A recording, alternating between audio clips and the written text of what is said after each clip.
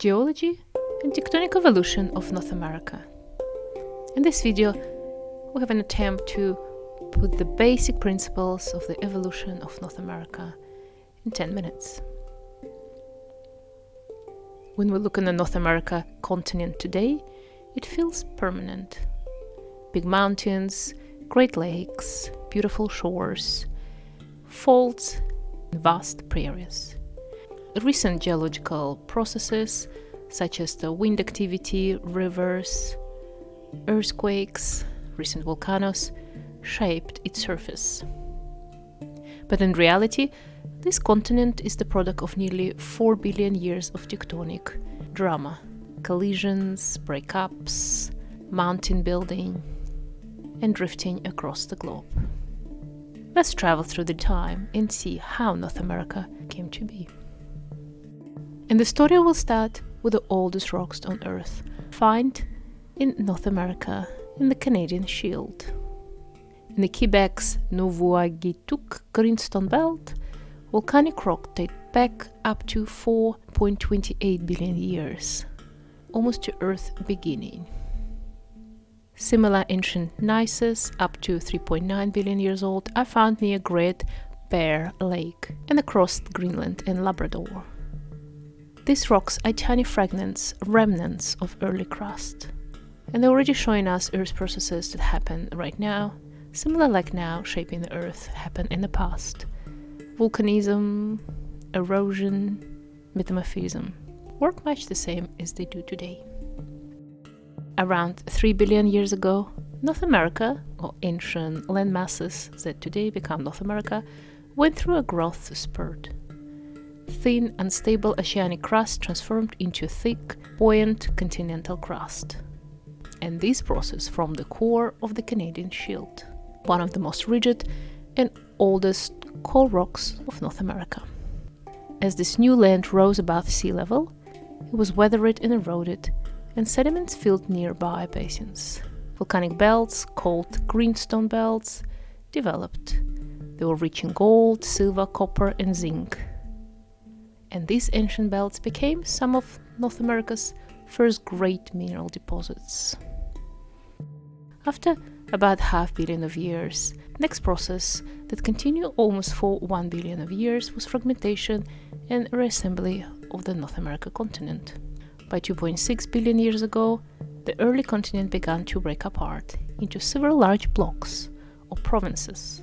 We call them now Superior Province, Slave, Nain, Churchill. That time the Rift Valley opened and dikes of magma intruded, similar what we can observe today in the rift zones on our planet. We find some evidence of glaciation at that time, and we can know that the ice existed at the equator. However, these drifting fragments didn't stay apart forever. About 2 to 1.8 billion years ago, these pieces start drifting toward each other, and collisions switched them back together. Thus, the Superior Province smashed into Churchill, forming the Trans-Hudson Orogen, a mountain belt now buried beneath Hudson Bay. The Nain Province collided with Churchill, rising the Torngat Mountains. And about that time, 1.8 billion years ago, these collisions had welded the shield into a stable craton, the unshakable heart of North America. Next was the time of mountain building and active magmatism. The stability is never permanent on our Earth, it constantly changes. New crust kept attaching along the southern margins, and volcanic island arcs collided, granites intruded, and Trans-Hudson Orogen stitched the southern interior platform into the growing continent. Then, between 1.6 to 1.3 billion years ago, massive granite batholiths and volcanic eruptions blanket huge areas. In places like Labrador, magma chambers hung at 50 kilometers across solidified underground, while volcanic ash flows piled several kilometers thick layer. Some scientists think it was linked to the supercontinent cycle. Perhaps North America was already part of an earlier giant landmass, long before Pangaea. About 1 billion years ago, the Rodinia continent came to place. For North America, it started with 1.1 billion years ago dramatic event that split open the heart of the continent, the Midcontinent rift. Lava poured out for millions of years, filling a giant arc that runs beneath Lake Superior.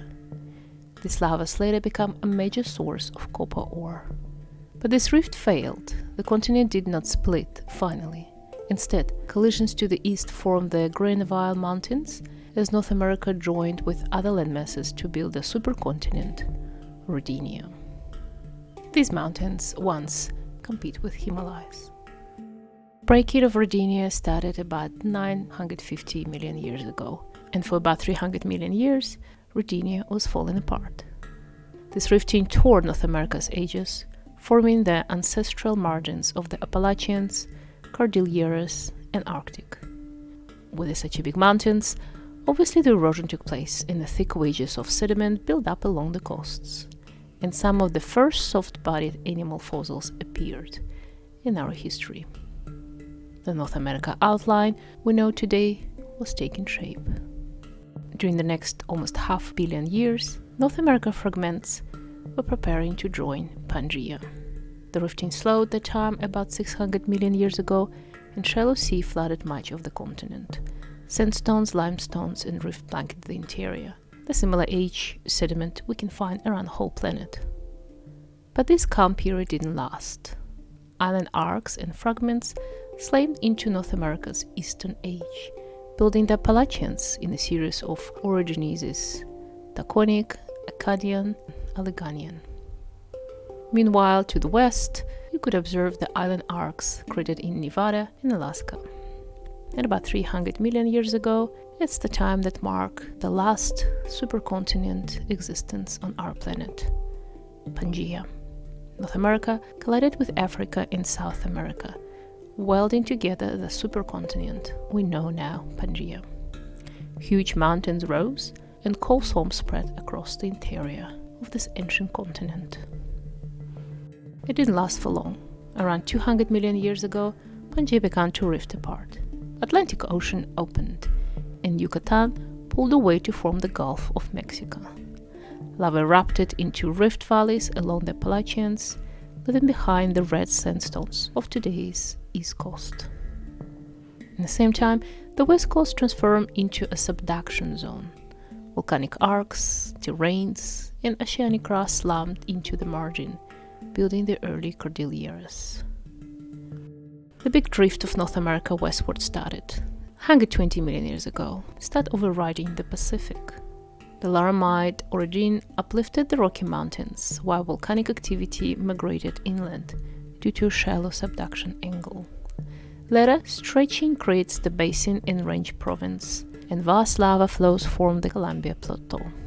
Along the coast, the famous San Andreas fault system developed, and the continent began sliding past the Pacific Plate, one of the most iconic and yet scary feature of North America.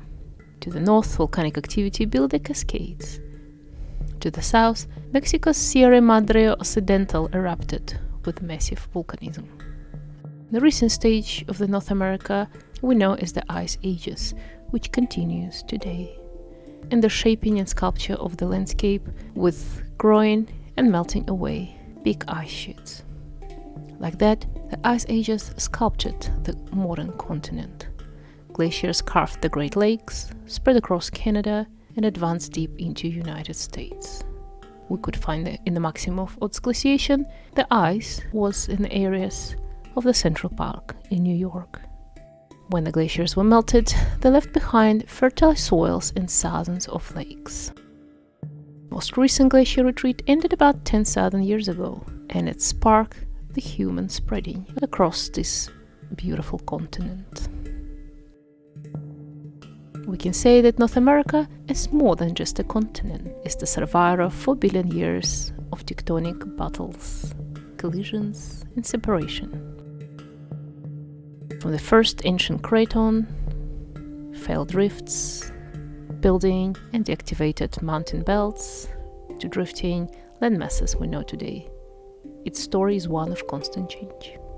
Next time, when you're standing on the North American continent, realize that under your feet there's a product of eruption, evolution, erosion, subduction, and building back again of the ancient rocks through the time.